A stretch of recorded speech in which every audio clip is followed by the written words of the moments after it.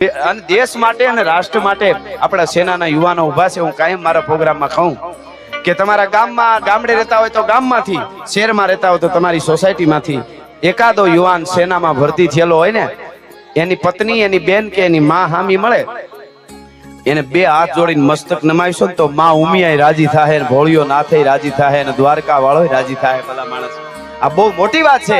ઈ power ઉપર એનો વિયોગ ભૂલી જાય કે મારો પતિ અથવા મારો દીકરો અથવા મારો ભાઈ સેનામાં છે ને, ઈ મિલિટરીમાં છે ને, સરહદનું રક્ષણ કરે ને, એટલે આ ગામ મને નમે છે. ઈ પોરહ ઉપર બેન દીકરી જીવી જાય. ભલા માણસ, બહુ મોટી વાત છે. એટલે એક પ્રસંગ મને છેલ્લે, પછી હું છપાખરું લઈ લઈશ. રામબાળાનું પાણ એક પ્રસંગ. આ માતાઓ બહેનો આટલી સંખ્યામાં, વડીલો પણ એવા બેઠા છે. જો ટોપીઓ, જૂના ભાભલાઓ મને ગમે બહુ. જૂના બાબાઓની પાસે બેહવા જેવું, એના પાસે જે મળે ને યુનિવર્સિટી ન મળે એવું ક્યારેક ક્યારેક વાતો મળી જાય. આ તો આપણે નથી બહુ કાન દેતા એને. હા, બેનું દીકરીને કહું, તમારા નાની દાદી હોય તો ભલે ને ગાડો પાડોમાં 70-80 વર્ષના કોઈ ડોસી હોય ને, 15 વર્ષ પછી તમારી ઉંમર થાય ને 15-16 ની, પછી કાયમ 15 મિનિટ રાત્રે એની પાસે બેસજો, છેલ્લા લગ્ન સુધી 2-5 વર્ષ, અને એને એમ કહેવાનું માડી તમારી જૂની વાતો કરો. જીવનમાં આગળ જાતા કોક દી તમને એવી આંટી જીવનમાં આવે તેથી યુનિવર્સિટીનું જ્ઞાન બહાર ન કાઢી આ ડોહીની કીધેલી વાત તમને એમાંથી બહાર કાઢશે. એ હાવ હાસી વાત છે. આ બહુ મોટી વાત છે. માતાઓ બહેનોને કહું, આવી વાર્તાઓ સંભળાવજો બાળકોને. હારા બે હાલરડા સંભળાવજો. અનુપમા ઓછી જોવાય તો વાંધો નહીં, એ કાંઈ દુખી નથી, તમને લાગે છે. હા હા હા, આપણે ગામડામાં બહુ વાંધો નહીં, શહેરમાં ખાવા નથી દેતા. સાનું મુના બેહો, અનુપમા ચાલે છે, એડ આવે તો ખાવા દઉં લે. પણ આ અનુપમા બચારો બેવડો વળી ગયો, હવે એનું શું ઓફિસે તે આવીને. હા, એટલે આપણું હાચવવા જેવી આપણી પરંપરા અદ્ભુત. પર એટલે મારે એક વાત કહેવી, આ દેશની દીકરીઓની શું તાકાત છે, અને એ વાર્તાઓ સાંભળી હોય ને તો ઈ કરી શકે કઈ કામ. આમ તો ઘણી વાર મેં આ વાત કરી છે, ઘણા એ સાંભળેલી પણ આ વાત હશે, પણ મને બહુ ગમે છે દીકરીઓ આ દેશની કેવી હોય. એટલે અમારી સૌરાષ્ટ્રની ધરતીનો પ્રસંગ છે. સૌરાષ્ટ્રની ધરતીમાં મેંદરડાની પાસે નાગણી કરી, અને ગામ જુનાગઢની પાસે મેંદરડાની પાસે હજી હવા વર્ષ પહેલાની 150 વર્ષ વધીને થયા હોય આ વાત છે. અને એમાં નાગણી ગામમાં એક પટેલની દીકરી, પાટીદારની દીકરી પરણી અને આવી 15-17 વર્ષની એની ઉંમર દીકરીની, અને પરણી લગ્ન થઈને આવેલી. અને એમાં ગીગા મહિયા નામનો રાજપૂત બારવટીયો, એનું બારવટાનો હાક બાક બોલે ભાઈ. બારવટિયા એટલે 12 પ્રકારના જેનામાં વટ હોય એવા બારવટિયા હતા. બારવટિયા હોય તો કેવું જીવન જીવતા હતા, કોઈની બેન દીકરી સામે આંખથી આંખ સતત મેળવીને વાત ન કરે, જોવા ખાતર જોઈને વાત કરે, પણ સતત આંખમાં આંખ નાખીને વાત ન કરે, કોઈ બેન દીકરીને સ્પર્શ ન કરે, કોઈ હાથ જોડે એના ઉપર ઘા ન કરે, એકવાર કહી દે જે થયું જવા દો એટલે એના ઉપર બીજી વાત ન આવે. આવા 12 પ્રકારના વટ હોય ને બારવટિયા કહેવાય. ઈ બારવટીયો, એનું બારવટું ગોજમાં ડુંગરમાં બારવટિયા રોકાણેલા. અને એમાં નાગણી ગામમાં જે બાઈ પટેલની દીકરી પરણીને આવી છે, એનો પતિ જોવાન પટેલ વાડીએ ગયો છે, અને બારવટિયાની બીકે ઘેરે ન આવ્યો. 1 દી 2 દી અને 3 દી થઈ ગયા. 3 દિવસ સુધી પોતાનો પતિ ઘરે ન આવ્યો, એટલે એને ચિંતા થવા માંડી દીકરીને કે હું અહીંયા ખાઉં ભોજન કરું, મારો પતિ ખેડૂત એ વાડીએ ખાધા પીધા વગરનો બારવટિયાની બીકે 3 દી ઘેરે નથી. વાડીએ છે એ કોઈ ઘેરે નથી ગયા 3 દિવસ આખા હિમાડામાં. ઘેરે છે એ વાડીએ નથી ગયા. અને હવે મારે શું કરવું? આજ તો મારે ભાત લઈને જાવું છે. સવારમાં ઈ પટેલની દીકરી વહેલી ઉઠી, ભેહું ગાયું ધોઈ અને જલ્દી સાય ફેરી, 1 દેગડીમાં માખણ લીધું, 1 દેગડીમાં દહીં, 1 દેગડીમાં ઘાટી રેડિયા જેવી સાય, પડી ભાજેવા બાજરાના રોટલા, રીંગણાનું શાક, અડદની દાળ, પાપડ, અથાણા, અને બરોબર એવો ભાતનો હુંડલો તૈયાર કરી અને માથા ઉપર મૂકી અને ઓહરીની પાળ ઉતરવા જાતી હતી. તાર સાસુની નજર પડી, એની હાહુની નજર પડી. અરે મરી ગઈ, ક્યાં જા? કે તમારા દીકરાનું ભાત લઈને વાડીએ જાવ છો. અરે ગાંડી બુદ્ધિ વગરની. હાહુ મીંડી બોલવા, બુદ્ધિ વગરની ગાંડી, તને ખબર પડે છે? ઓલો ગીગો મહિયો બારવટીયો અહીં પડ્યો છે ગોજમાં ડુંગરમાં, 3 દીથી ગામમાં છે, કોઈ ઘેરે નથી આવ્યું, અને ઘેરે છે એ કોઈ ગામમાં નથી ગયો. તું ગાંડી, તું બુદ્ધિ વગરની, તે તું અમારા ઘરનું પૂરું કરી, તું મરીને બીજાને મરવી. પાછી વાત. 17 વર્ષની પટેલની દીકરીને લગ્નને હજી ખાલી 15 દી થયા હતા. એને એમ થયું મારી સાસુ ખીજાય, ઠપકો આપે તો મારે પાછું વળી જવું જોઈએ. એ પાછી વળવાની તૈયારી કરે જા ઓહરીની પાળેથી. તા હાહુ આગળ બોલી ગઈ સાસુ, એ ઓલો તારો બાપ ગીગો મયો તને લૂંટી રહે. ઈ તારો બાપ ગીગો મયો લૂંટી લે શબ્દ જ્યારે કાને પડ્યા પટેલની દીકરીને, મિત્રો આ દેશની દીકરીને ગમે એટલું દુઃખ પડે એ સહન કરી લે, માર સહન કરી લે, પણ પોતાના બાપની સામી વાત આવે ત્યારે હિન્દુસ્તાનની દીકરી સિંહણ બનતી હોય છે, પછી સહન ન કરી શકે.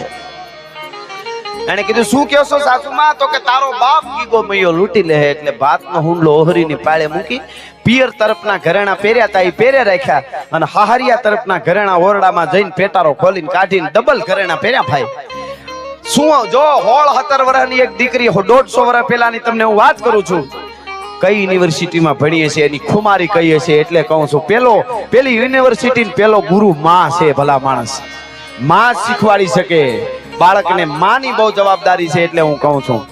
અને ઈ બરાબર ડબલ ઘરેણા પહેરીને માથે હુંડલો ભાતનો લઈને નીકળી ગઈ. હાહુ રાયડું નાખતી હે મરી ગઈ હે વાલા મોઈ હે બુદ્ધિ વગરની, ખબર નથી પડતી પૂરું કરી નાખ્યું, લ્યો ખબર નથી પડતી પૂરું કરી નાખ્યું. ડબલ ઘરેણા પહેરીને નીકળી માથે ભાતનો હુંડો લઈને અને ધીરે ધીરે ડગલા માંડ્યા. તેથી એને કેનો પાવર હશે, કેનો પાવર હશે કે હું એકલી જાઉં છું ને આમને? એને એક જ પાવર હતો કે મારા બાપ દાદા કોણ, મારું મોહાળ કોણ અને મારી માં કોણ, મારી જનેતા કોણ. હવે જે થાવું એ થાય, પણ મારા બાપના માથે મેણું લાગે એટલે હવે મારે જાવું જોઈએ. અને નીકળી ગઈ. નળ પૂરી થઈ, સારિકાની નજર પડી અને આમ 4 બંદૂકધારી બોકાની ધારી આડા ફર્યા અને આમ બંદૂક કરીને ઉભા રહ્યા. ભાઈ દીકરી જોઈ રહી, કોણ તમે? અમે બારવટિયા સહી. બેન ભાતનો હુંડલો નીચે મૂકી દે, ઘરેણા બધા ઉતારી નીચે મૂકી દે ને વઈ જા, અમે પરસ્ત્રીને અમે અડીએ નહીં બેન દીકરીને. પણ તું શું કામે નીકળી? તને ખબર છે અમે બારવટિયા પડ્યા છે, 3 દીથી કોઈ વાડી વાળું ઘેરે ગયું નથી, ઘેરે હોય વાડીએ ગયું નથી, કેમ તારાથી નીકળાય? જોઈ રહી તમે કોણ બારવટિયા છો? કે ગીગા મહિયાનું નામ સાંભળ્યું રાજપૂતનું? કે હા એના માણસો છે. કે ગીગા બાપુ ક્યાં છે? ઈ તો કે ગોચમાં ડુંગર ઉપર છે. કે મને એની પાસે લઈ જાવ તો ભાત ને ઘરેણા આપું. અરે ગાંડી થઈ ગઈ છો બેન, ત્યાં જવાય? અમારું બારવટિયાનો પડાવ હોય ત્યાં બેન દીકરીથી ન અવાય. તું જલ્દી દે, તને હું વાતો કરે છે તું? હું અમને કઈ ઉઘરાણી વાળા માને છે? હમણાં એક બંદૂક મારી મરી જાય. ધડાકો કરું કે નહીં? કે ઘરેણા ઉતારી દેશો? 1 વાર 2 વાર મિત્રો 3 વાર કીધું એટલે દીકરી ઈની સરળતાથી બોલી કે મને ગીગા બાપુ પાસે લઈ જાવ તો ભાત આપું. એટલે માર બંદૂક માર ઘોડો દબાય. બેન જો ભડાકો કરું છું હમણાં છાતી હોરવી ગોળી વઈ જાહે. ભાત આપે છે કે નહીં? ઘરેણા આપે છે કે નહીં? અને તેથી 17 વર્ષની માતાઓ બહેનો, 17 વર્ષની પટેલની દીકરી, તેથી બારવટિયા ખુખાર 4 બંદૂકધારી બારવટિયાની સામે 17 વર્ષની દીકરીએ કીધું તું કે તમે બારવટિયા છો તો હું આ ગુજરાતની ધરતીની પટેલની દીકરી છું, મારી છાતીમાં બંદૂક બાકી નથી દેવા ઘરેણા અને નથી આપવું ભાત, મારે જાઓ. આ ક્યાંથી આવે? ઈ મારે શીખાડવું બેનું દીકરીઓને. આ હોવું જોઈએ. બાકી ગરોળી રહોડામાં કરી જાય મમ્મી ગરોળી, મમ્મી પાસે કે કોકને બોલાવવું જોશે, બહુ મોટી છે. ઈ પાછા માઇક ઉપર આવીને બીજેથી ભાષણ કરે, હમ ભારત કા ઉદ્ધાર કરને વાલા પેદા કરેંગે. ઘરનો ઉદ્ધાર કરતો ભારતનો ઉદ્ધાર જ છે, એમ ઉદ્ધાર નો થાય. માતાઓ બહેનો વિનંતી કરીને કહું, તમારે લાગવું છે આલિયા ભટ્ટ જવું, દેખાવું છે તમારે કેટરીના કેફ જવું, તમારે લાગવું છે આ બધી હીરાનું જવું, અને દીકરા તો કે શિવાજી, પ્રતાપ, વલ્લભભાઈ પટેલ, ચંદ્રશેખર આઝાદ. હવે ઘી ઘાસલેટ ક્યાંથી ભેળું થાય? તૈયારી તો કરવી પડે કે નહીં? તમારા મોઢેરામાં કાલે કોઈ પણ હેલિકોપ્ટર ઉતારવું હોય તો ખાય એરોડ્રામ એ બધું બની શકે, પણ મોટી કંપની કોઈક આવીને એમ કહી દે કે અહીંયા આટલા 1000 કરોડ તમને આપ્યા, 15 દિવસમાં જમ્બો જેટ 700 માણસ સામે એવડું પ્લેન ઉતરે એવું એરપોર્ટ બનાવી દો. આવું કીધું હોય તો તમારું ગામ આખું પૈસા લઈને કે આલ્યો પૈસા તમારા, 15 દિવસમાં 700 માણસ સામે એવું પ્લેન ઉતરે, એવડું એરપોર્ટ ન બને, એના માટે 2-5 વર્ષ હોયા જાય. તો મિત્રો એક 700 માણસ સામે એવડું પ્લેન ઉતારવા માટે તૈયારી કરવામાં 2-5 વર્ષ હોયા જતા હોય તો આ મહાપુરુષોને ઉતાર્યા ઈ જનેતાઓએ કેટલી તૈયારી કરીએ છીએ? એમને નથી થતું, બહુ તૈયારી કરવી પડે, બહુ સહન કરવું પડે. ભલિયું વીણના ભલા કોઈ દી નાગડા નર નો નીપજે, ઈ તૈયારી હોવી જોઈએ. ઈ દીકરીએ કીધું મારો બંદૂક. બારવટિયા જોઈ રહ્યા કે આ બેન બીવે નહીં કા? અને પછી હામાં ઈશારત કરીને વાત કરી લીધી બારવટિયાએ આંખેથી કે હાલો ને આપણે ગીગા બાપુને કહી દેશું દીકરી ધરાર આવી, અમે નથી લઈ આવ્યા. પણ આ દીકરી આપશે નહીં ને, આપણે મારી થોડી નખાય દીકરીને. એટલે કે હાલો, એટલે કીધું બેન તારે ગીગા બાપુ આવું છે ને, હાલે હમણાં તને મારી નાખશે, બીવરાવે ને તને મારી નાખશે હમણાં. કે ભલે મારી નાખે, હાલો. અને ડગલા દીધા, ગોજમાં ડુંગર. અરે બારવટિયા આગળ હાલતા થયા અને બારવટિયા હાલતા થયા ને વચમાં 17 વર્ષની 16 શણગાર સજેલી રૂપના આભરણ જેવી પટેલની દીકરી હાલી જતી હતી ગોધમાના ડુંગરમાં. હવે મારે ઈ કેવું છે, અહીં બેઠેલા બધા મિત્રો, બાપાઓ ઘણા છે, ઉંમરના યુવાનો છે, રજનીભાઈ બાપુ, મને કહેવાનું આજ ઈ થાય છે કે ઈ વખતે 4 જુવાન જોધ બારવટિયાની વચ્ચે જંગલમાં 17 વર્ષની રૂપના આભરણ જેવી પરિવાર જેવી ઈ પટેલની દીકરી એકલી જંગલમાં હાલી જતી હતી ગીગા મહિયા પાસે. તોય એની આબરૂની એને બીક નહોતી. આજે સોસાયટીમાં આપણે સલામત નથી એટલે રાયડું નાખવી પડે છે, આવી વાર્તાઓ કરવી પડે છે, આવી વાતો કરવી પડે છે. ડગલા દીધા અને આમ કોચમાં ડુંગર ઉપર આવે, ઈ ચારે બાજુ બારવટિયા ને વૈષ્ણવ દીકરી હાલી આવે અને ગોચમાં ડુંગર ઉપર આવ્યા એટલે ગીગા મહિયાની નજર પડી ગઈ. આમ બંદૂક કર્યો, ખબરદાર ન્યા ઉભા રહ્યો, ચારેને ધડાકે દઈ દઉં કે કોઈ દીકરીને અહીં લઈ આવાય. એટલે કીધું બાપુ અમે નથી લઈ આવ્યા, દીકરી ધરાર આવી. એવું છે કે હે બેટા તું ધરાર આવી? હા બાપુ. તમે ગીગા બાપુ? તો હા હું પોતે ગીગો મહિયો, બસ તમને જોવા હતા, અમે જોયા જેવા ન હોય બેટા, અમે કાળ કહેવાય, અમે મારી નાખી. અહીંયા જોવા બોવા આવાય નહીં, ઘરેણા મૂકી દે, કાઢીને ભાત મૂકી દે ને વહી જા બેટા, નકર મારી નાખશું હમણાં, મારી નાખશું હમણાં. કીધું એટલે કીધું કે ઘરેણા આપી દઉં, ભાતે આપી દઉં, પણ હવે ઘરે જવાય એમ નથી. હે હવે ઘરે જવાય એવું નથી. કે કેમ ઘરે જવાય એવું નથી? કે મારી કાળમુખી હાહુ બોલી તી વેણ હાચા પડ્યા. કે તારી કાળમુખી હાહુ શું બોલી એ અમારે સમજવાનું જોઈજો. ખુખાર બારવટિયા ને એક પટેલની દીકરી જંગલમાં, વગડામાં, ડુંગરમાં, પહાડમાં એકલા વાતો કરે છે. કઈ યુનિવર્સિટીમાં ભણીએ છે એ દીકરી? ભણવું બહુ જરૂરી, શિક્ષણ બહુ જરૂરી, પણ એની સાથે સાથે જે પરંપરા આપણી જાળવવા જેવી છે. એટલે કહું છું એ વાતો કરે છે કે તારી સાસુ શું બોલી હતી? કે હું મારો ધણી, હું પરણીને આવી 15 દી થયા છે, મારો ધણી પટેલ ખેડૂત, તમારી બીકે 3 દીથી વાડીએથી ઘરે આવ્યો નથી, અને ઈ વાડીએ ભૂખ્યો હોય મારે ઘરે કેમ ખવાય? એટલે ભાત તૈયાર કરીને એમ નક્કી કર્યું કે આજ મારે વાડીએ જવું જ છે ભાત લઈ. પણ મારી હાહુએ કીધું ન જવાય, એટલે મને એમ થયું પાછી વળી જાવ, ન જવાય, સાસુ ના પાડે છે ને થોડું જવાય. એમાં મારી સાસુ એક શબ્દ બોલી કે તારો બાપ ગીગો મહિયો લૂંટી લેશે. કે તે શું કર્યું બેટા?